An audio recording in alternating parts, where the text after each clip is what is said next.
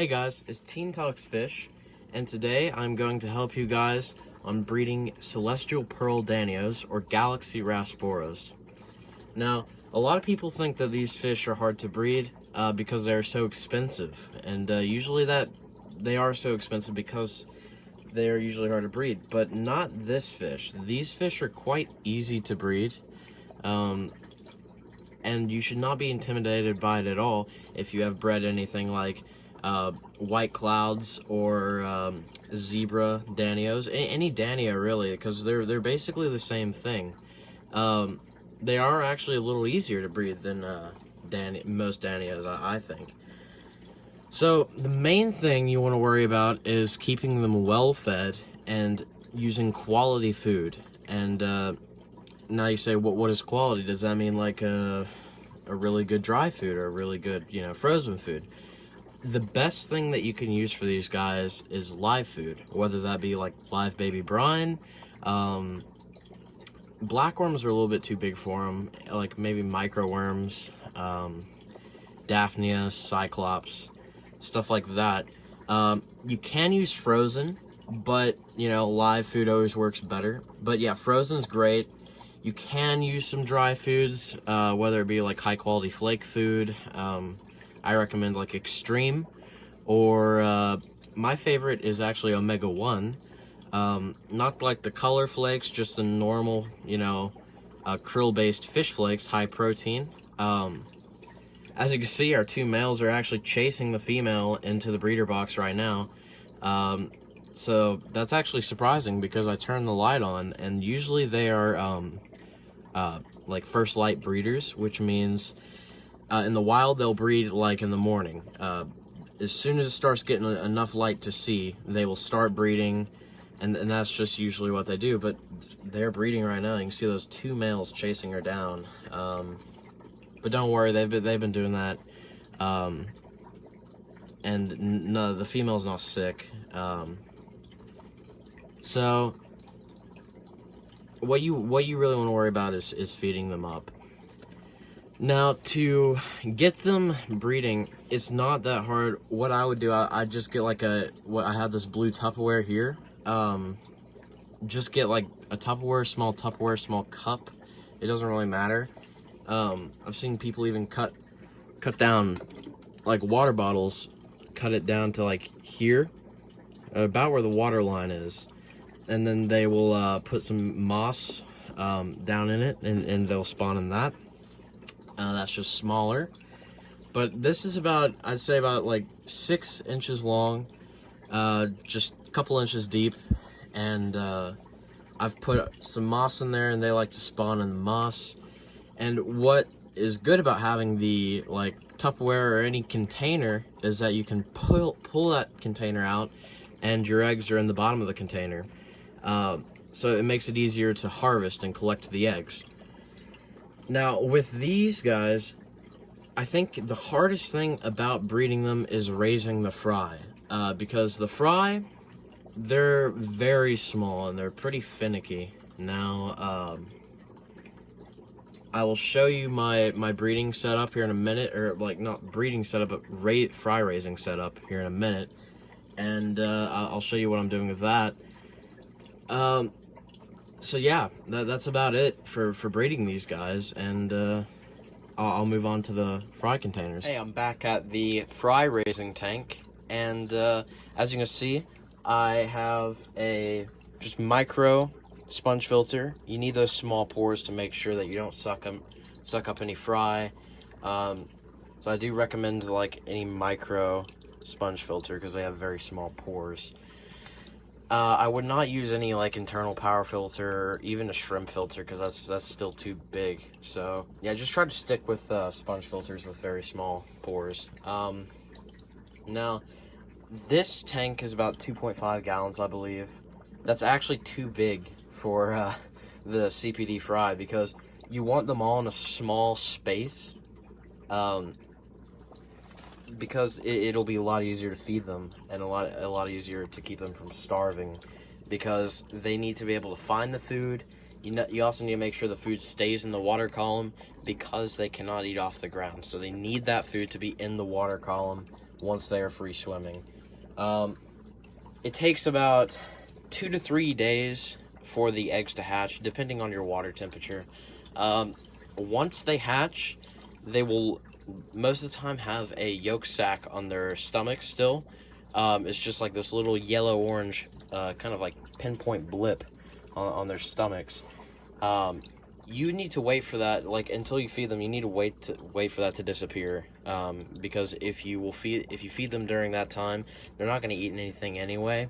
It'll save you food, and it'll also save you from doing water changes that are unnecessary, because it will also cause the water to go bad.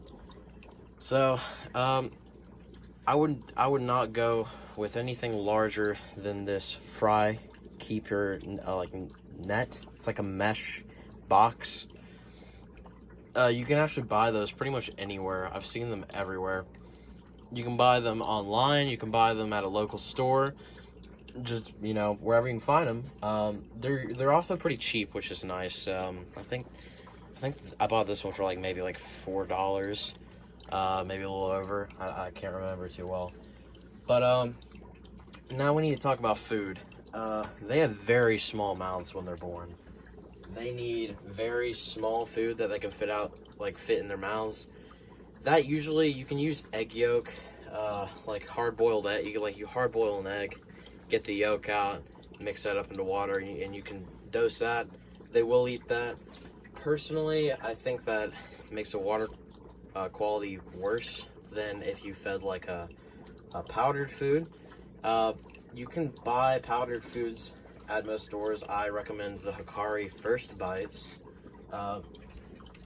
That's always been a really good fry food, like a powder fry food for me. I've used it to raise up Kori fry, cichlid fry, any like Dania fry, like minnow fry.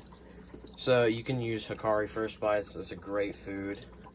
Some people will crush up fish flakes. For these guys, I think that's out. Honestly, if you crush up fish flakes, it's going to be too big for their mouths. You need to go with a really fine powder. And what I did and what you can do is I actually got, hold on a sec, let me get it. I got Hikari Vibra Bites, which is just a really good food for most fish, like tetras and cichlids. And I also got Omega-1 Super Color pellets. It doesn't matter if it's Super Color or not, just make sure it has protein in it. Both of those have an abundance of krill, which is good for protein, because krill and any shrimp-based diet is great for any fish or fry. So what I did was I just blended them up, and you can see I got in this jar. Hold on a second, the lighting is terrible. Let me help you out. Yeah, that's better. So in this jar, I actually blended up these two different foods, and I blended it up into a very fine powder. I mean, it's like finer than baking soda, and you can just use that, and it'll actually save you money, because this was very cheap to make, and this will feed like hundreds and hundreds of fry for months. It is a perfect food. Now, once you've got them past the powder food stage, it is kind of simple. Beyond that point, it gets easier. You can start feeding them like frozen brine. Well, not frozen brine, but frozen baby brine. A Daphnia, like frozen Daphnia, live Daphnia, vinegar eels. You can feed them live baby brine. That's a favorite of mine. And you can feed them crushed up flakes at that point as well. So they start opening up to new foods because they can finally eat it, and it makes your life easier. I'm gonna go ahead and move that out of the way. Let me think. So what you might want to do is actually put some Java moss inside of that little breeder net, because what's gonna happen, I'm gonna go ahead and do it. What's gonna happen is once you put some moss in there, you have all these like mitochondria, little detritus worms, all sorts of lovely microorganisms that your fry can eat. Even the adults can eat them. So any plants in any tank is the best thing you can do for that tank, health-wise. Floaters will work nice to dim down lights. Let me think. They don't actually take too long to raise up. That's one good thing about them. I think to get to a mature size, which means like they're gonna be like almost an inch long, at about 4 months. So that's not too bad. Cory fry kind of takes a long time to raise them up, at least in my opinion. The Cory fry I've raised up, they have taken about 8 months to get to like adult size, and yeah, it took a long time. But anyway, yeah. So this is what I do to raise fry. In this case, definitely the CPD fry. You want to keep them in this little breeder basket here, because they need to be in a nice confined space where you can make sure they're being fed well. Now, honestly, smaller than that would be better, but I just haven't found a good quality breeder box that is any smaller than that one. So, on to the next thing. Actually, there's not that much left. It's a pretty simple thing. So, as I said, your number one worry is to keep them really well fed, because it is a stressful time for them. They do have a chance of getting sick, which being well fed will help that. It'll help them combat illness. You also got to make sure you keep the lights very dim when you're breeding them, as well as you want to be very quiet. You don't want to be walking around the tank a lot, because it will spook them. They are finicky little guys.